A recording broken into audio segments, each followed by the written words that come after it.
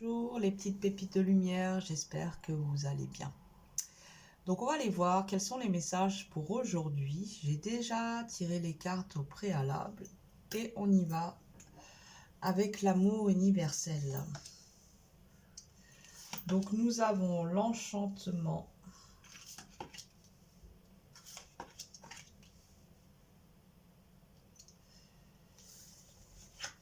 Il est important que nous laissions l'enchantement émerger dans nos vies. Que nous prenions conscience du sacré et du merveilleux. En nous sommeille un grand enchanteur qui ne demande qu'à être accueilli, réveillé.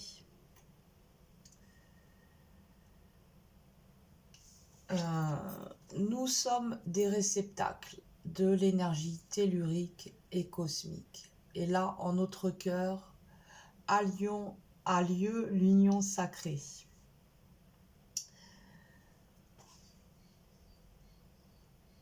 On nous demande de prendre conscience justement que nous sommes des réceptacles, nous sommes le Saint Graal. Qu'il est important que nous continuions de nous pardonner à nous-mêmes ou de pardonner à ceux qui nous ont offensés.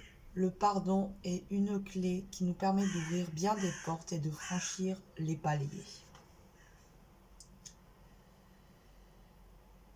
Il est important que nous continuions dans cette période chaotique de cultiver le pardon pour pouvoir nous connecter au cœur universel et que nous vibrions à l'unisson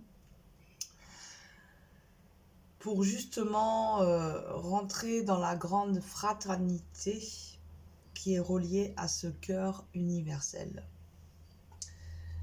Sortir de la division,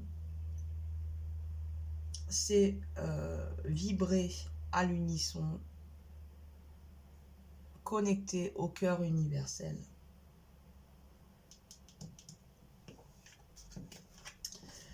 On continue. On y va avec les esprits protecteurs et nous avons le gardien de la terre et la gardienne du cœur. Donc ici, le gardien de la terre nous dit de rester ancré et enraciné. Et c'est vrai que la période quelque peu chaotique peut parfois nous déraciner. Donc c'est important qu'on garde cet enracinement comme de grands arbres solides, que l'on garde notre verticalité, notre axe philosophal. Et nous avons la gardienne du cœur. Aimez et laissez-vous aimer. Donc ici, on vient encore nous parler de notre ouverture du cœur. Qu'il est important justement dans cette période un petit peu chaotique de ne pas nous fermer. Mais au contraire, comme on le voyait ici avec la triologie de lumière, c'est ce que nous sommes. Notre cœur est un réceptacle. Ainsi, nous pouvons recevoir donc les énergies du ciel et de la terre. Ainsi ont lieu les noces sacrées. Et c'est en effet par le cœur que nous sommes reliés autant à la terre-mère qu'au ciel. Donc c'est en veillant sur une bonne hygiène au niveau du cœur, ne pas laisser notre cœur se fermer et ne plus du coup devenir le réceptacle du ciel et de la terre. Il est important de veiller à cette ouverture pour pouvoir rester dans l'air du temps réceptif, en relation avec avec la terre, le ciel et en relation avec tout le vivant qui puisse exister dans cet univers. Ensuite, on continue avec Terre-Mère Sacrée. Et là, nous avons l'efficacité, l'alliance.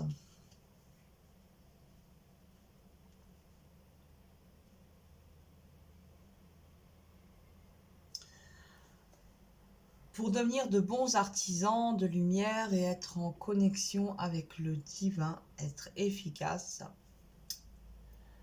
il est important que nous prenions conscience aussi de l'alliance que nous avons passée avec l'être divin en nous. Cette alliance qui nous relie au grand tout, parce que nous sommes là au service du divin. Nous sommes au service de la lumière et de l'amour. Et c'est important que nous nous souvenions de cette alliance. C'est même un peu primordial. Car se souvenir de cette alliance va nous aider à nous diriger et à mieux entrevoir les directions que nous devons prendre.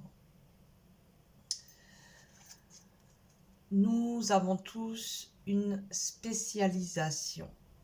Nous avons tous un don, quelque chose que le ciel et la terre nous ont transmis, nous ont donné, et qu'il est important que nous incarnions cette spécialisation. Je ne vais pas y arriver aujourd'hui. Ouh là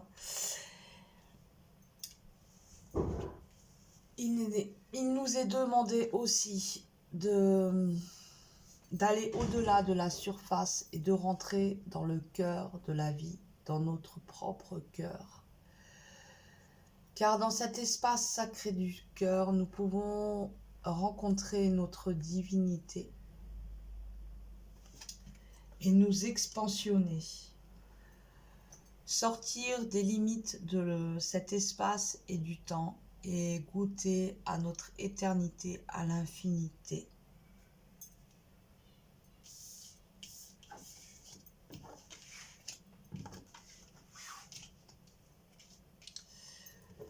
On continue avec les forces de l'esprit et nous avons les maîtres ascensionnés.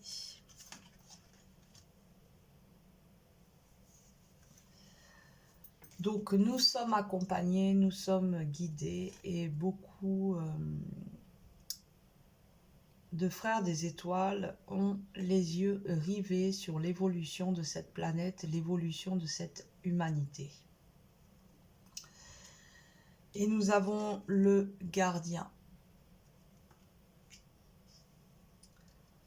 Nous sommes des gardiens bienveillants envers le vivant, envers la terre. Et c'est important que nous reprenions davantage conscience que nous sommes des gardiens et que notre mission est de veiller au bon fonctionnement de cette planète. Que chaque élément soit respecté, que chaque âme vivante soit respectée à son tour. Nous sommes en train de réveiller notre conscience. Donc nous sommes en train de vivre un éveil collectif. Et peu à peu, nous allons incarner notre pleine conscience et retrouver l'harmonie. L'harmonie en nous et l'harmonie au sein de cette vie collective, de cette humanité. On nous parle d'éveil. Nous sommes en effet en train de nous éveiller tout doucement, chacun à son rythme. Mais nous sommes en train de vivre un éveil collectif. Je vois à l'image qu'un caillou a été jeté et du coup ça fait des ondes sismiques comme ça. Et c'est un peu ça l'éveil, c'est pouf, pouf. Petit à petit, chacun, même les plus lointains et endormis, finissent par recevoir l'onde de l'éveil et se retrouvent à vivre leur propre éveil. Et on nous parle du troisième œil, c'est l'éveil aussi du troisième œil en nous. Nous sommes de plus en plus disponibles à ce troisième œil. Pendant longtemps, nous avons cru que nous avions que deux yeux, mais là, nous avons ce troisième œil qui voit à l'intérieur et qui voit à l'infini, qui voit d'autres dimensions. Et ce troisième œil peut voyager justement dans d'autres dimensions. Il n'est pas limité de la même façon que nos deux yeux dans cet espace-temps.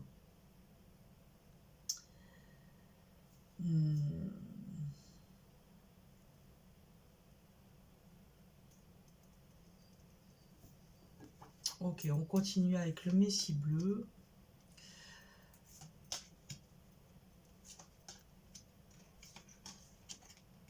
Là, je vois, nous avons force vitale. Et ça me fait penser à ça. C'est que notre force vitale, c'est, on peut dire, le serpent de lumière qui ondule. Voilà, c'est en lien avec le fait d'être bien enraciné. Du coup, le serpent, il peut onduler et monter pour éveiller notre troisième œil. Donc là, on nous parle d'authenticité. C'est vrai qu'en ce moment, nous vivons des sortes de mises à nu. Chacun a son rythme. Je vous le fais pas dire. Mais voilà, on est en train d'ôter nos masques pour justement incarner l'être authentique, l'être de lumière, l'être d'amour que nous sommes tous. Et pour cela, nous avons besoin de nous dénuder, de nous dévêtir de nos croyances, de nos préjugés, de nos jugements, pour aller à l'essence de ce que nous sommes réellement. Là, on nous parle de guérison par le son. Alors, notre civilisation est très, très bruyante. Donc, veillez à ce que les sons qui vous entourent soient au service de votre guérison et non au service de votre division intérieure. Donc ici, on nous parle de notre force vitale, de notre feu sacré, du serpent de lumière, donc, qui s'éveille. Donc veillons aussi à notre énergie vitale. Ne la laissons pas se dissimer à travers des futilités ou des pensées autodestructives ou des actes ou des loisirs, des hobbies qui en fait ne renforcent pas votre énergie vitale. Donc veillez à ce que vous pensez, ce que vous dites, ce que vous faites et assurez-vous que cela est juste et nourrisse votre énergie vitale. Là, nous avons le bouclier énergétique, donc aussi pensons à bien nous protéger. Moi, je sais que j'ai besoin de me protéger quand je vais au supermarché, par exemple. Sinon, je suis complètement pompée. Donc là, on nous demande aussi de savoir nous protéger lorsque cela est nécessaire. Car on est quand même dans un monde qui est en ce moment très chaotique et on peut vite se faire vampiriser énergétiquement. Donc d'être conscient de cela, c'est aussi une protection. Et là, nous avons la confiance. Donc il est important aussi que nous fassions confiance à l'être de lumière que nous sommes, à l'être d'amour que nous sommes.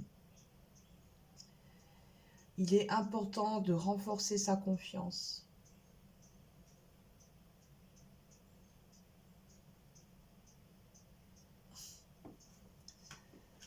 Alors, ok, ça c'était pour les premiers messages. Ensuite, vous allez choisir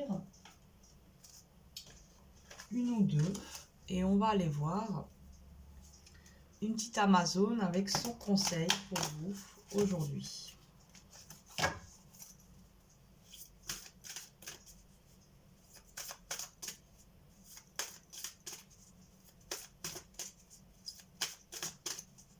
Donc on y va pour le choix numéro 1. Bon.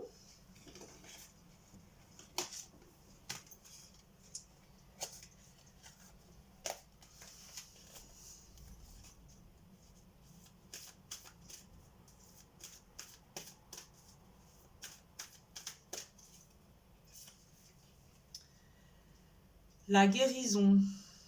Tu entreprends une guérison. Donc, tu es en train de guérir de certaines de tes blessures. Donc, sois indulgente ou indulgent avec toi.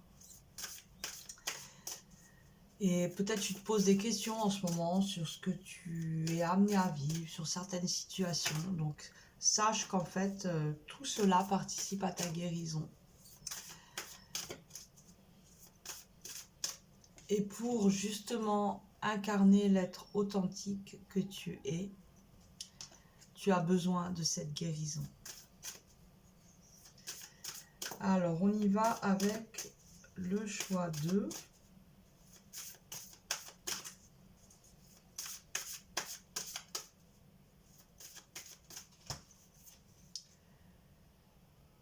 L'inertie, la patience est la mère de la constance. Donc là, on vous demande d'être patiente et d'avoir confiance.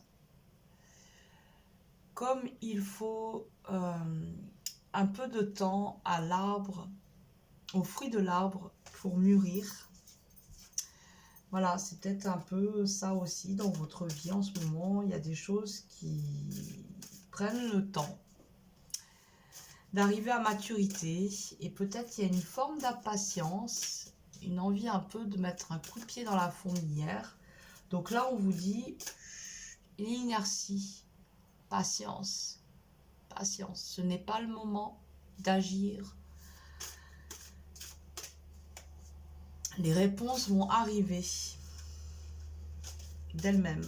Et j'en tire une pour moi. Tiens, qu'est-ce qu'on me dit aujourd'hui? L'épreuve. Oh, le temps des enseignements est venu. J'ai l'impression que je fais que ça. Mais bon. Ok, on continue d'assimiler, de comprendre les leçons. On continue de grandir. Ok. Bon, ben voilà. Je vous souhaite une bonne journée. Prenez soin de vous car vous êtes sacrés. À bientôt.